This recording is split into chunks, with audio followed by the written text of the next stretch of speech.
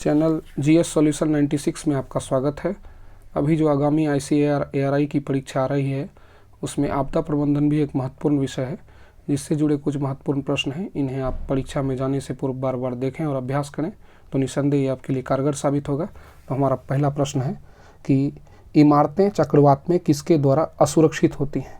तो इमारतें किसके द्वारा असुरक्षित होती हैं? तो इमारतों को प्रभावित करने वाले जो कारक होते हैं ये तेज हवा और तूफान होते हैं। चलिए आगे चलते हैं। बिल्कुल हल्का प्रश्न है, इसमें ध्यान देने की खाली बात है क्योंकि छोटी छोटी चूक हो जाती है परीक्षा में, जिसके कारण जो है गलत होने की संभावना बढ़ जाती है। प्रखंड या तालुका स्तर पर आपदा प्रबंधन समिति का अध्यक्ष कौन होता है? मैं आपको बता दूं कि प्रखंड स्तर पर जो होता है आपदा प्रबंधन समिति का अधिकारी BDO अर्थात ब्लॉक डेवलपमेंट ऑफिसर या प्रखंड विकास पदाधिकारी होता है। चलते हैं आगे की ओर। आगे है कि आपदा से पहले समाचार भेजने के लिए निम्नलिखित में से कौन आपातकालीन संचार के साधन है? तो इमरजेंसी स्तर पर जो है इसका सबसे बड़ा साधन जो माना जाता है, यानी अगर आप रेडियो टेलीविज़न से जुड़े हुए हैं तो बहुत अच्छी बात है।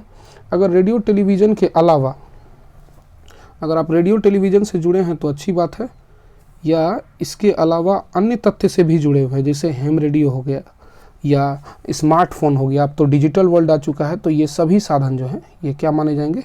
कारगर माने जाएंगे। ठीक है, आगे चलते हैं।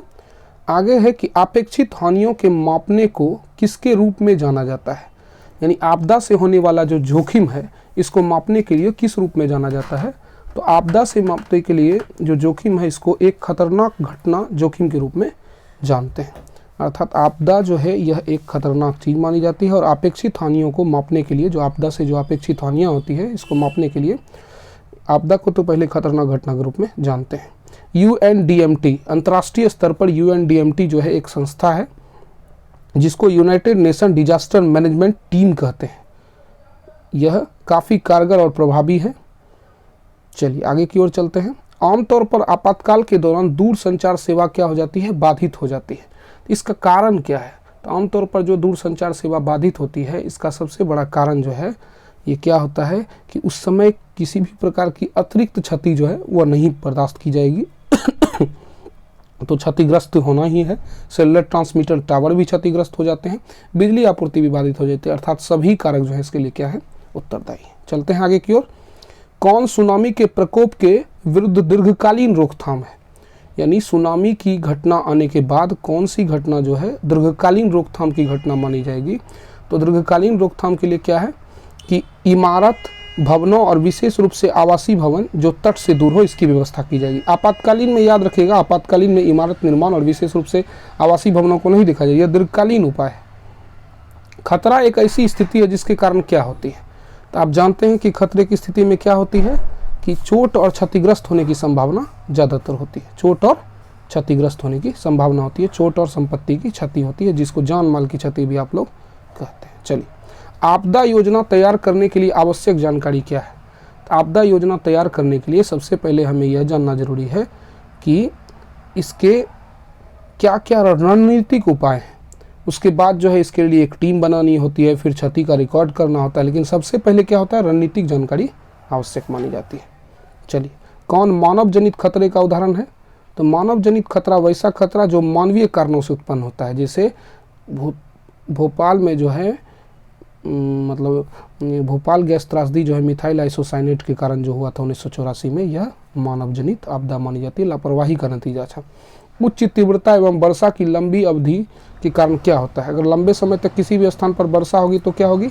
आकस्मिक बाढ़ की स्थिति होगी। आपने देखा होगा कि जल निकासी की उचित व्यवस्था नहीं होने के कारण बहुत बार मुंबई या बहुत सारे क्षेत्रों में बाढ़ आता है। भूकंप के खतरे से नुकसान का स्तर डैश द्वारा नियंत्रित होता है। तो भूकंप का जो डेंजर लाइन है, इससे खतरे को बचाने के लिए क्या होता है कि खतरे की आवृत्ति और तीव्रता दोनों रिस्पॉन्सिबल होती है। क्या रिस्पॉन्सिबल होती है? खतरे की आवृत्ति और तीव्रता। ठीक है,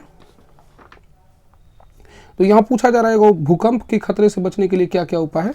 तो भूकंप की तीव्रता केवल उत्तर हो जाएगा, सॉरी माफ करिएगा। चलिए, आपदा प्रबंधन चक्र के किस भाग में असुरक्षितता विश्लेषण आता है? आपदा प्रबंधन के किस भाग में असुरक्षितता विश्लेषण आता है? तो न्यूनीकरण या जिसको समन भी कहते हैं, अर्थात आपदा को कम करने का प्रयास होना चाहिए। चलिए आगे चलते हैं। आगे कौन सा संगठन भारत में आपदा प्रबंधन का सर्वोच्च संगठन है? तो नेशनल डिजास्टर मैनेजमेंट अथॉरिटी यानी राष्ट्रीय आपदा प्रबंधन प्राधिकरण जो है ये सबसे बड़ी नियामक इकाई मानी जाती है। भारत में सबसे अधिक भूस्खलन प्रवण क्षेत्र कौन सा है? तो जहाँ पर्वतीय ढाल होंगे वहीं भूस्खलन की समस्या होगी। तो हिमालय और उत्तर पूर्वी के क्षेत्र, विशेषकर उत्तराखंड में भी इसका आपने देखा होगा प्रकोप। चलिए, डैश से मिट्टी के अपरदन का प्रतिरोध करने की क्षमता में सुधार होता है। तो मिट्टी के अपरदन को बचाने के लिए आपने सुना होगा कि प्लांटेशन बढ़ानी चाहिए। तो क्या बढ़ानी चाहिए? प्लांटेशन। तो बढ़ती हुई वनस्पति से है जो है आप बच सकते हैं। चलिए आगे चलते हैं। आगे है आपका कि कौन सा यानी फ्रैक्चर और मोच का लक्षण है। यह प्रश्न बहुत बार पूछा जा चुका है। तो अस्थि भंग या फ्रैक्चर या मोच का क्या लक्षण है? तो आपको क्या होगा कि चोट के स्थान पर जो है सबसे पहले दर्द आएगा, चलने में कठिनाई होगी, सूजन के बाद घायल स्थिति में खरोच भी देखा जाएगा। यानी सारी स्थिति जो है रिस्पॉन्सिबल है। किसी का अगर हड्डी टूटता है तो सबसे पहले क्या होगा कि जिस स्थान पर उसको चोट लगी है उसको दर्द महसूस होगा, ये तो आप लोग भी जानते हैं। और चूंकि अंग में फ्रैक्चर होता है तो चलने में भी कठिनाई होगी, और सूजन के बाद घायल हिस्से पर खरोच, चूंकि चोट लगने का कुछ ना कुछ तो कारण होगा, या तो खरोच हुआ होगा या तो उसे अन्य किसी भी प्रकार की तकलीफ हुई होगी। तो सभी कारण उत्तरदायी हैं। ठीक है, धन्यवाद दोस्तों, आप इसी तरह बने रहें। मैं अगले वीडियो लेकर बहुत जल्द आप सबों के सामने आऊँगा।